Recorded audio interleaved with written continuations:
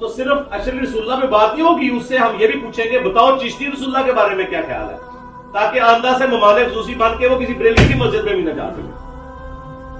تسی کہ سمجھا تواڈے ماموں دی عقل جدوں ختم ہوندی ہے نا، میری اتوں سٹارٹ ہوندی ہے۔ ہاں تسی کہ سمجھا تواڈے ماموں دی عقل جدوں ختم ہوندی ہے نا، میری اتوں سٹارٹ ہوندی ہے۔ تواڈے ماموں دی عقل جدوں ختم ہوندی ہے نا، میری اتوں سٹارٹ ہوندی ہے۔ کوشچن نمبر 32 ہے ابو تراب بھائی کا قصور سے۔ مفتی نے میرے بولے کہ مفتی نے کہا ہے کہ فلاں صحابی کی عقل جو ہے وہ جہاں سے ختم ہوتی ہے وہاں سے میری سٹارٹ ہوتی ہے، تو کیا یہ گستاخی میں نہیں آئے گا؟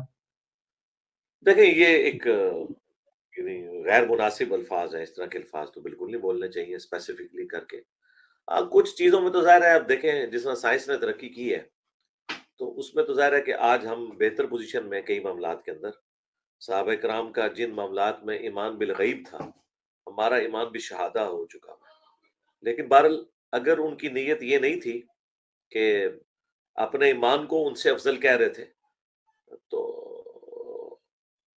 پھر تو چلیں آپ کہہ سکتے ہیں کوئی غیر مناسب جملہ ہے۔